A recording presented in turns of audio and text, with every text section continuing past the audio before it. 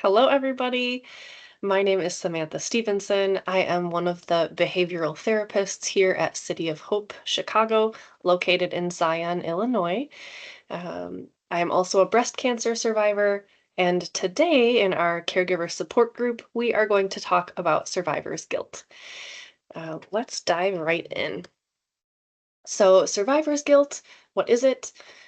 Survivor's guilt is the response to an event that some people experience when they survive a traumatic event or situation that others did not. Survivor's guilt is described as the manifestation of distress, tension, or solitude that is triggered by a celebration of life, references to the deceased, and expressions of sympathy. So, specifically today, we're going to talk about survivor's guilt in the cancer world. It's something I have definitely experienced myself as I have lost friends that I've come to know who have cancer or even celebrate life. I got to celebrate my 10-year survivorship just this past spring, and it definitely brought me to a little place of memory in thinking of the ones that have passed before me or the people who continue to battle and how lucky and blessed that I am to still be here. Um, so I've definitely gone through some of that, and we're going to focus on survivor's guilt as it pertains to the cancer experience. Why does it happen? Well, it's very common. We don't fully understand all the reasons why it happens. Some people feel guilty because they get to live their life when someone else did not. Others may feel guilt that they did not do enough to prevent the loss of life to somebody else, even when it's out of their control. So, loved ones supporting caregivers of patients who are going through cancer, sometimes they feel they haven't done enough to prevent deterioration or things of that nature. I know my mom kind of struggled with guilt a little bit in my own journey. She would say things like, "What did I do or didn't I do that caused you to have cancer?" And kind of unpacking that guilt and leaving it on the floor because it really wasn't anything she did or didn't do. But we can oftentimes internalize and feel that guilt no matter who we are in the experience of cancer. Survivor's guilt may also give people a false sense of control over a situation where they had little control. Often there wasn't anything they could do to have changed the outcome. Again, that's as the patient, maybe I feel like there was something that I should have done or didn't do that could have changed the outcome. When really, that sense of control isn't mine to have. There wasn't anything I could have done differently. Psychologically, I can understand the brain is attempting to make sense of the experience. We, as humans, are problem solvers and we're always trying to figure things out, find the problem, fix it, the solutions. And this is sometimes just psychologically what the brain is attempting to make sense of the experience. Like, how am I still here when the others aren't? Piecing that experience together can be just part of the thought process. Examples of people who may experience survivor's guilt. So, beyond cancer, it might be someone who just survives the loss of a loved one, whether it's their grandchild, children, spouse, parent. Uh, People can experience survivor's guilt like, why am I still here and they're not? Living through war or conflict, you may have been a veteran and experienced, like, I'm still here, but my brothers and sisters are not. Refugees even can experience survivor's guilt. People who have come here to find safety, left their family members for safety, and their family members didn't make it. Lots of different situations like that. Having a negative self concept. So, people who just question why they deserve to live. That is common in humans for us to ponder these things. And we oftentimes don't share with somebody else some of those negative self concepts, but that can be an example of survivor's guilt. Survivors of natural disaster or similar near death experiences. Oh my goodness, you think about wildfires and some of those natural disasters that some people, for whatever reason, just don't make it. And the people who do make it can oftentimes feel that survivor's guilt. Um, Self preservation choices. Being able to escape knowing that others were left behind. If you think about maybe a burning building or an active shooter situation, some people just didn't make it, and you couldn't do anything. You had to leave those people behind to escape yourself and survive yourself. A lot of people will wrestle with, well, I knew that they were left behind in there, and I had to get out to save my life, otherwise I wouldn't make it. Those are self-preservation choices. And then those who feel there was an equal chance of survival with those who died. This can leave survivors feeling that living was random or unearned. The example is everyone in the same family got the same cold, and one of the members dies from it, or all of the family members die from it, and one of the family members survives, even though they had the same cold. Their bodies handled it differently. Um, and these can be really hard to talk about. So if you ever feel um, triggered in a sense, like you're getting some overwhelming emotions, it's okay to take a break from this video, pause, go for a walk, do some coping if you need to. It's okay if you're not ready for this content, but working with a professional can absolutely help you to move through some of those feelings in a more comfortable way. Signs and symptoms of survivor's guilt. These are some of the things that people might experience when you're going through survivor's guilt. It could be flashbacks of the incident, trouble sleeping or dreaming about the incident, irritability, agitation, intrusive thoughts. So these thoughts that just come in waves and you can't quite shake them. They just pop up randomly and kind of grab on. The degradation of mood, that could be depression, sadness, withdrawal, loss of interest in typically enjoyed activities. So maybe I used to really enjoy painting or dancing or reading, and that just is all lackluster. I have no motivation to do any of those things I once enjoyed. Outbursts of anger, feelings of helplessness or hopelessness, obsessively thinking about the incident. And again, that's kind of intrusive thoughts. Uh, Sometimes you can experience more control over those thoughts. Like, I know this isn't helpful, but I'm trying to piece back all of the things. Excessive time spent on information related to the incident. Maybe I'm spending hours of my day investigating what happened, the details, how are other people coping, even a sense of isolation or detachment from others. We're distancing ourselves from friends. Again, it is helpful to take time and process as you need. We can go to the wilderness to rest for a minute, but we don't ever live in that isolation place, is kind of how I describe it. When you feel like you're staying in that place of isolation and solitude and withdrawing from social connections on a regular basis, that is going to negatively impact our mood. Physical changes might be loss of appetite, headaches, digestive issues, that GI functioning, heart palpitations. Suicidal thoughts are common. If you or someone you know is struggling with thoughts of self-harm or suicide, contact the National Suicide Hotline. You can dial 988 from any phone, and they do have text available as an option.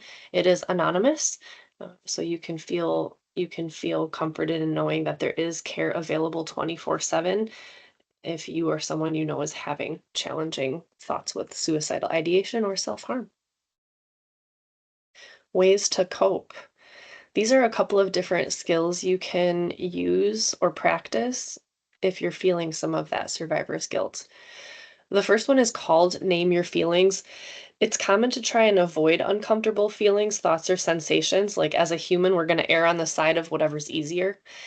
Naming the feeling that you're trying to push away can be really helpful, whether it's anxiety, anger, guilt, shame. Then ask yourself, what is the cost of avoiding it? So if I'm avoiding anger, what is the cost? Maybe I'm having more emotional outbursts at people who don't deserve it, or I'm not able to sleep because I'm just so tense and angry. If I can't find a constructive outlet for that, it's going to pop up in other ways. It could be disrupting my sleep. How could you benefit from confronting that anger? Okay, what is at the root of my anger? What is the trigger, so to speak, for it?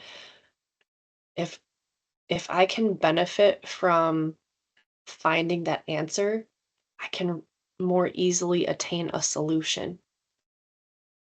You can take time to journal these thoughts or simply just reflect on them in a comforting place. I'm a list person, so I like to create lists and check things off. I like to write and journal. I oftentimes will recommend journaling for patients and loved ones, especially before bedtime, to get those thoughts and feelings out. If you're more of a imaginary person, you might be able to just sit in a comfortable place and think through some of these questions. Another thing to remember is patience, patience, patience.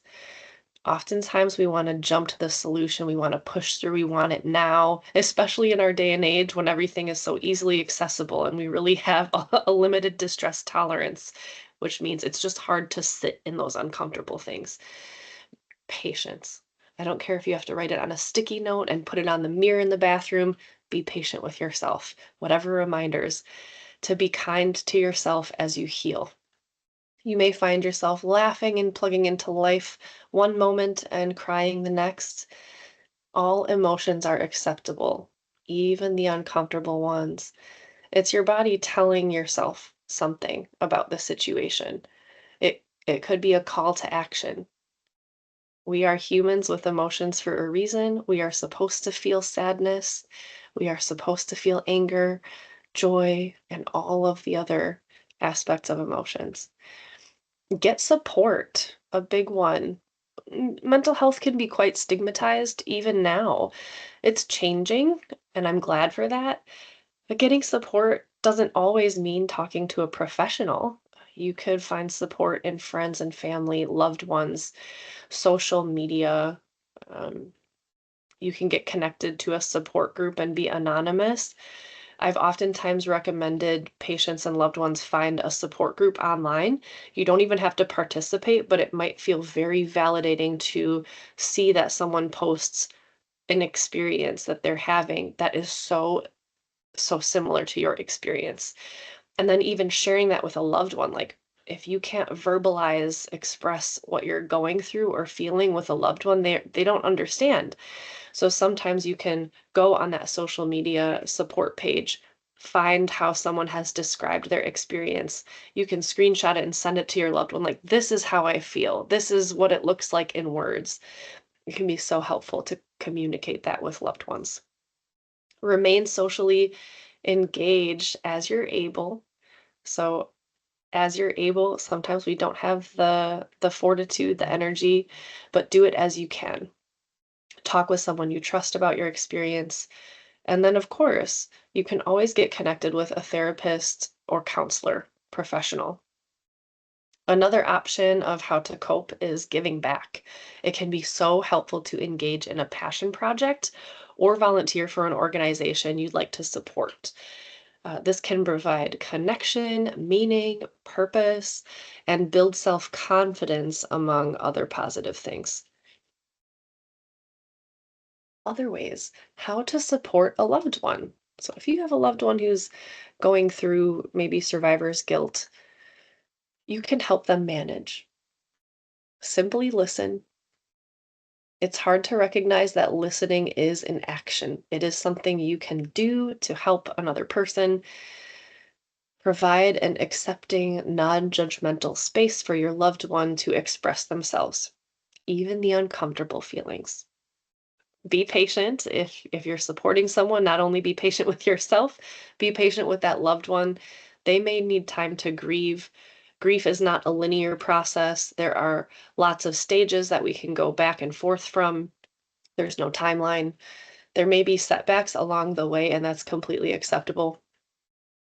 Offer to help in small ways: meal prep, drawing a bath, running an errand, dropping off coffee or tea. Call and talk to them about normal everyday things to provide a sense of normalcy. Those are all very small things that can just take a little bit of thought off of their plate.